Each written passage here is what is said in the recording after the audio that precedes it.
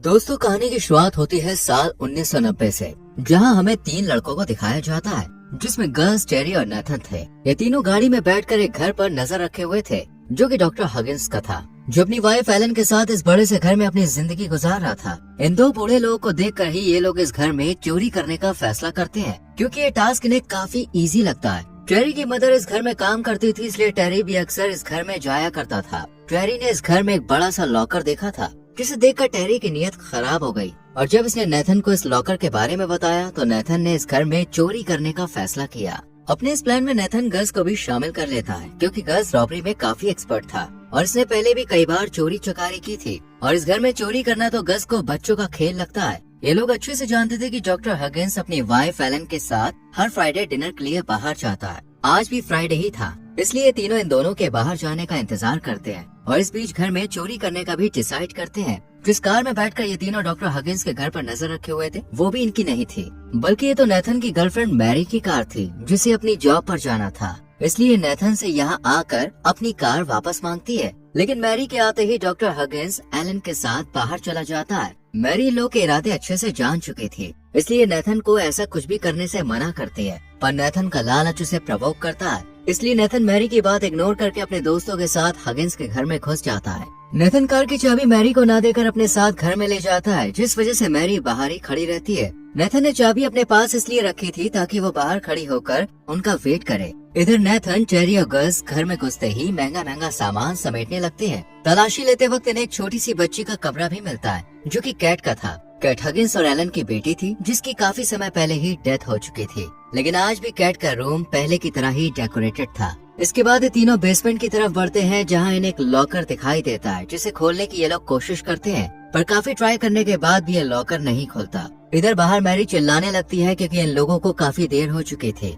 और अब हगिंस की भी आने का टाइम हो रहा था, इसलिए ये लोग काफी ज्यादा पैनिक होने लगते हैं। अब इनके पास टाइम नहीं था, इसलिए गज नेथन से कहता है कि हमें हगिंस और एलन के आने का वेट करना चाहिए, ताकि ये लोग उनसे ही कोड पूछकर लॉकर खोल सकें। गज का ये प्लान नेथन को काफी पसंद आता है और टेरी भी इन दोनों के प्लान में शामिल हो जाता है। इसके बाद नेथन बाहर मैरी के पास जाता है और इसे अपनी बातों में लेकर इसे भी घर के अंदर ही ले आता है, ताकि कोई भी प्रॉब्लम क्रिएट ना हो। नेथन मैरी को अपनी बातों में उलझाता है और तभी मैरी इसे बताती है कि वो प्रेग्नेंट है। ये सुनकर नेथन के पैरों तले जमीन खिसक जाती है। अब नेथन के लिए ये चोरी और ज्यादा इम्पोर्टेंट हो जाती है, क्योंकि बच्चे की रिस्पॉन्सिबिलिटी अब उसी के कंधों पर थी। अब ये तीनों बात कर ही रहे थे कि तभी हगिंस और एलन भी घर आ जाते हैं। इन दोनों के घर में घुसते ही ये तीनों इन पर हमला कर देते हैं। मैरी भी इस वक्त घर में ही थी, इसलिए हगिंस और एलन इसे भी इनका पार्टनर ही समझ बैठते हैं। इस सब में एलन को चोट लग जाती है, लेकिन ये लोग इस पर ज्यादा ध्यान नहीं देते, पर मैरी एलन को जल्दी से फर्स्ट एड देती है। इसी बीच हगिंस मैरी के हाथ पर लिखा नाम भी देख लेता है। दरअसल हगिंस इस टाउन के सभी बच्चों को जानता था, क्योंकि इस टाउन में सिर्फ कुछ ही लोग रहते थे, इसलिए हगिंस तुरंत मैरी और नेथन को पहचान लेता है। नेथन का दोस्त होने की वजह से ये टेरी को भी पहचान लेता है। हालांकि टेरी हगिंस से छुप रहा था, लेकिन कोई फायदा नहीं होता। अब चूंकि गज इस टाउन का नहीं था, इसलिए वो हगिंस की नजरों से बच जाता है और हगिंस इसे नहीं पहचान पाता। अब ये तीनों मिलकर हगिंस और एलन को रस्सियों से बांध देते हैं और अपने प्लान को अंजाम देना शुरू कर देते हैं। जब ये लोग हगिंस का क्रेडिट कार्ड ले रहे होते हैं, तो अनजाने में टेरी गज का नाम बोल देता है, जिससे हगिंस गज का नाम भी सुन लेता है। धीरे धीरे सभी हगिंस की पहचान में आ जाते हैं। सामान चुराने के बाद अब ये तीनों हगिंस के पास उस लॉकर का कोड पूछने के लिए आते हैं, लेकिन हगिंस कहता है कि हमारे घर में कोई लॉकर नहीं है। हगिंस का झूठ सामने लाने के लिए ये लोग इसे बेसमेंट में लॉकर के सामने बैठा देते हैं और दोबारा कोड पूछते हैं। कोड बताने के बजाय हगिंस इन्हें घर जाने की सलाह देता है, लेकिन नेथन इसकी बात नहीं मानता, क्योंकि सब इसके प्लान के मुताबिक ही हो रहा था। नेथन हगिंस के साथ मारपीट करता है, पर हगिंस अपना मुंह नहीं खोलता। ये देखकर गज और स्ट्रिक्ट होने के लिए कहता है, लेकिन मैरी के लिए ये सब काफी दर्द भरा था, इसलिए वो यहाँ से जाने लगती है। ये देखकर गज इसके पीछे जाता है, क्योंकि मैरी का बाहर निकलना इनके लिए खतरनाक हो सकता था। गज जब मैरी के पास जाकर देखता है, तो पता चलता है कि मैरी असल में पुलिस को कॉल करने के लिए बाहर जा रही थी। गज को जब इस बात का पता चलता है, तो ये मैरी पर काफी गुस्सा करता है, लेकिन इसे मारता नहीं है, बल्कि वार्निंग देकर छोड़ देता है। मैरी के चीखने चिल्लाने की आवाज बेसमेंट तक सुनाई देती है, इसलिए हगिंस नेथन से कहता है कि गज एक बुरा आदमी है। हगिंस जब नेथन का नाम लेकर उसे पुकारता है, तो नेथन भी हैरान रह जाता है। हगिंस कहता है, टेरी और तुम तो पहले ऐसे नहीं थे। अब नेथन और टेरी भी अच्छे से समझ चुके थे कि वो दोनों अब हगिंस की नजर में आ चुके हैं और हगिंस इन दोनों के परिवार को भी अच्छे से जानता था। इसलिए हगिंस इन्हें एक और मौका देता है और यहाँ से जाने के लिए कहता है।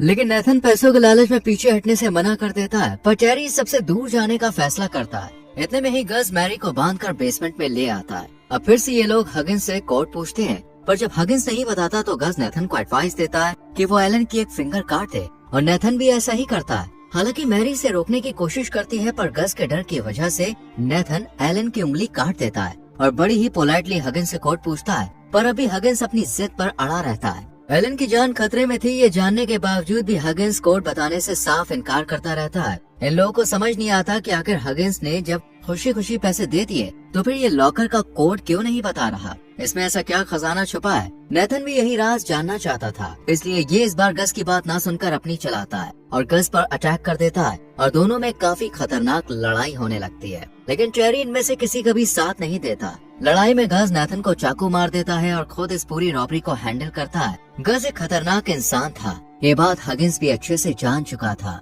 इसलिए ये अपनी जान बचाने के लिए तुरंत इसे कोड बता देता है। लेकिन ये कोड गलत होता है, जिससे गज बहुत गुस्सा हो जाता है और एलन को मारने के लिए उसकी तरफ बढ़ता है। ये देखकर मैरी पीछे से गज के सर पर हथौड़ा मार देती है। खून बहने की वजह से गज की यही डेथ हो जाती है। अब भी नेथन की सांसें चल रही थी, इसलिए मैरी हगिंस से इसका ट्रीटमेंट करने को कहती है। इसके बाद ये लोग इसे ऑपरेशन थिएटर में ले जाते हैं। नेथन पूरी तरह से तड़प रहा था, लेकिन हगिंस एलन के साथ बिजी होता है। ये देखकर मैरी हगिंस से नेथन के इलाज की भीख मांगती है और हगिंस भी मान जाता है। हगिंस इसके शरीर से ब्लेड निकालकर सब लोगों को बाहर जाने को कहता है और साथ ही एम्बुलेंस आने तक उसकी देखभाल करता है। इधर टेरी मैरी को समझाता है और उसके काफी क्लोज आ जाता है, क्योंकि मैरी अपनी बहन जेन से मिलती जुलती थी और जेन ही टेरी की गर्लफ्रेंड थी, जो कुछ समय पहले गायब हो गई थी, जिसका ब्लेम मैरी टेरी पर लगाती है। जेन के जाने के बाद टेरी चाहता था कि मैरी उसकी जगह लेकर टेरी के साथ रहे, पर मैरी इस सबके खिलाफ होती है, क्योंकि यहाँ भी ये लोग टेरी के बताए हुए लॉकर की वजह से ही फंसे थे। मैरी जब नेथन को देखने जाती है तो हगिंस इसे अंदर आने से मना कर देता है, पर मैरी जब जबरदस्ती अंदर जाकर देखती है तो नेथन बेसुध पड़ा होता है। हगिंस इसे दवाइयों का असर बताता है, लेकिन मैरी को कुछ ठीक नहीं लगता। मैरी एम्बुलेंस बुलाने के लिए कहती है। हगिंस जब एम्बुलेंस को कॉल करने जाता है तो मैरी नेथन को चेक करती है और पता चलता है कि नेथन की डेथ हो चुकी है, पल्स भी रुक चुकी थी। मैरी को लगता है कि हगिंस ने ही इसकी जान ली है। इधर हगिंस कॉल करता है, लेकिन तभी हम देखते हैं कि फोन की वायर्स कटी हुई है, यानी हगिंस ये सब ड्रामा कर रहा था। मैरी जब बाहर आकर देखती है तो एलन टेरी को इंजेक्शन दे रही थी ताकि उसके पैर की चोट ठीक हो सके। मैरी अब समझ चुकी थी कि वो इस घर में बुरी तरह से फंस चुकी है और जब ये बाहर निकलने की कोशिश करती है तो सारे दरवाजे बंद होते हैं। तभी एलन मैरी के पास आकर उसके साथ बुरा बर्ताव करती है और थप्पड़ मारकर अपनी बेटी कैट का नाम लेती है, लेकिन हगिंस आकर एलन को संभालता है और बताता है कि इसे भूलने की बीमारी है। मैरी हेल्प के लिए टेरी से फोन मांगती है, लेकिन इसका फोन एलन के पास होता है। अब सब लोग एक साथ चाय पीते हैं और टेरी इनके साथ काफी अच्छा फील करता है, लेकिन मैरी इनकी कोई भी चीज लेने से मना कर देती है। हगिंस इन्हें एक नोटबुक दिखाता है जिसमें कई सारी खोई हुई लड़कियों की फोटोज थी और ये सब एलन की याददाश्त बरकरार रखने के लिए किया गया था। इसमें जेन की फोटो भी थी। मैरी जब इनसे जबरदस्ती दरवाजा खोलने के लिए कहती है तो हगिंस मैरी को कबर्ड में बंद कर देता है और फिर एलन को ऊपर रूम में सुलाने के लिए चला जाता है, लेकिन एलन मैरी को पनिश करने का फैसला करती है और हगिंस भी मान जाता है। इधर टेरी के दोनों पैर एलन के दिए हुए इंजेक्शन की वजह से सुन्न हो जाते हैं, पर टेरी को अभी कुछ समझ नहीं आता। टेरी को मैरी पर नजर रखने के लिए छोड़ा गया था,